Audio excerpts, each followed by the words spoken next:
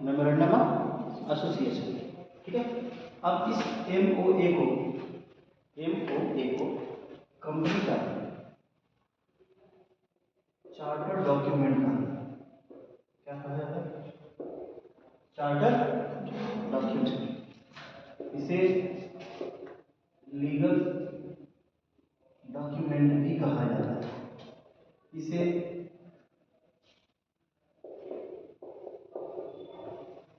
External constitution भी कहा जाता है।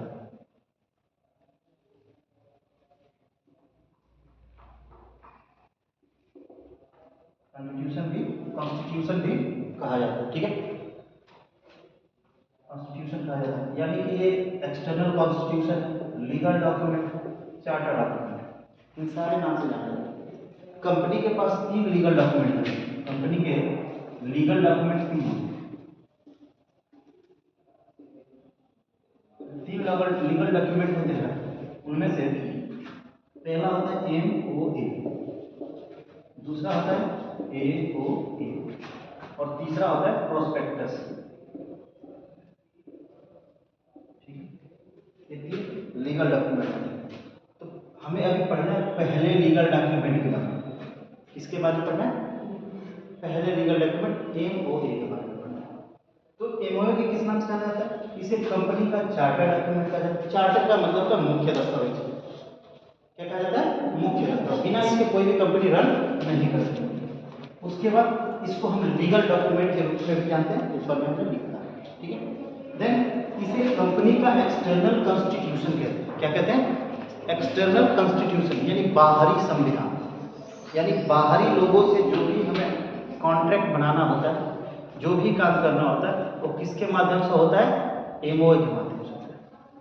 अब ध्यान से मेरी बात को सुन लेना। जिस भी कंपनी का अपना एमओए नहीं होता, किसी कंपनी, ऐसी कोई भी कंपनी जिसका अपना एमओए नहीं है, वो कंपनी सरवाइव नहीं कर सकती। वो कंपनी, उसका रजिस्ट्रेशन पॉसिबल हो ही नहीं सकता। बात समझ में? यानी कि बिना मेमोरेंडम ऑफ एसोसिएशन के किसी भी कंपनी का रजिस्ट्रेशन संभव नहीं है। ठीक है, तो हमें कंपनी को रजिस्टर्ड कराना है, तो उसके लिए हमें मेमोरेंडम ऑफ एसोसिएशन बनाना है। तो क्वेश्चन आता है, सर मेमोरेंडम ऑफ एसोसिएशन होता क्या? तो मेमोरेंडम ऑफ एसोसिएशन कंपनी का एक ऐसा लीगल डॉक्यूमेंट है जिसमें सारी कॉन्स्टिट्यूशनल बातें लिखी जाती है। यानी वो सारी बातें लिखी जाती है जिसके थ्रू कंपनी का निर्माण होता है। ठीक है, तो सर जी वो बातें कौन सी होती है? कौन कौन सी बातें होती है? ठीक है, तो बातें होती है कंटेंट ऑफ एमओए। क्या होता है? कंटेंट होता है, कुछ बातें होती है। पहला होता है कंपनी का नाम क्या होगा? नाम, तो नाम को बनाते हैं नेम क्लॉज में। कहाँ बनाते हैं? Name clause. दूसरा होता है कंपनी का ऑब्जेक्टिव क्या है, किसके लिए कंपनी बनाई जा रही है। मोबाइल मैन्युफैक्चर होगा, कि कपड़े बनाए जाएंगे, कि पंखे बनाए जाएंगे, कि टेबल में कुर्सी बनाया जाएगा, क्या बनाया जाएगा? रुक जाओ, मैं हट जाऊंगा, नहीं, बात को ध्यान से सुनो। किस ऑब्जेक्टिव से बनाया है, उसका बनाने का उद्देश्य क्या है। तो दूसरी बात आती है ऑब्जेक्टिव। और ऑब्जेक्टिव को किस में बदल दिया जाता है? क्लॉज। दूसरा क्लॉज जो होता है ऑब्जेक्टिव क्लॉज, यानी कि एक कंटेंट, पहला कंटेंट क्या है? Name clause. दूसरा क्या है? Objective clause. बात समझ में? तीसरा क्लॉज होता है इसमें, क्या होता है? तीसरा क्लॉज। तीसरा क्लॉज कौन सा होता है? Situation clause.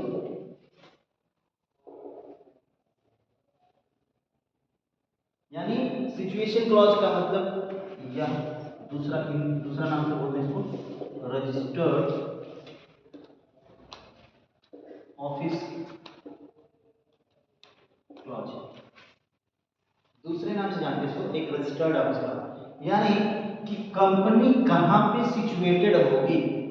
सिचुएटेड मतलब कहां स्थापित होगी, कंपनी का नाम हो गया, कंपनी का उद्देश्य हो गया, किस उद्देश्य से बना है, तो कंपनी कहीं ना कहीं लगेगी ना, तो लगेगी कहाँ, उसका हेड ऑफिस कहाँ, उसका रजिस्टर्ड ऑफिस कहाँ होगा, उस रजिस्टर्ड ऑफिस के बारे में ही आपको बताना है। वो कहाँ बताएंगे, सिचुएशन क्लॉज में।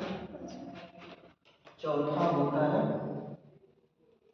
नेम हो गया, ऑब्जेक्ट हो गया, सिचुएशन हो गया।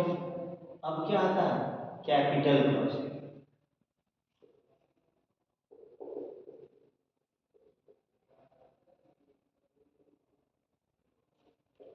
कैपिटल क्लॉज क्या आता है बाबू, कैपिटल क्लॉज। कैपिटल क्लॉज क्या बताता है, कैपिटल क्लॉज ये बताता है कि आप कितने कैपिटल के साथ अपने बिजनेस को स्टार्ट कर रहे हो। क्या कर रहे हो, कितने कैपिटल के साथ अपने बिजनेस को, ये बातें कहाँ पता चलती है, कैपिटल। ठीक है, अब अगला आता है, इसमें कवर करें, liability clause. Liability clause, liability clause, liability clause क्या होता है, ये पूछता है कि जो आप कंपनी बना रहे हो उसकी लायबिलिटी क्या है, सीमित है कि असीमित है। लायबिलिटी मतलब जो उसकी देयता है वो कैसी है, सीमित है या असीमित है, लिमिटेड है कि अनलिमिटेड। यानी जो कंपनी आप रजिस्ट्रेशन कराने जा रहे हो उसकी जो लायबिलिटी होती है वो लायबिलिटी क्या है, लिमिटेड है कि अनलिमिटेड है। अगर लिमिटेड है तो शेयर के माध्यम से है कि गारंटी के माध्यम से है कि दोनों है, ये सारी बातें कहाँ पता चलेगी, लायबिलिटी क्लॉज। छठवां होता है सब्सक्रिप्शन क्लॉज।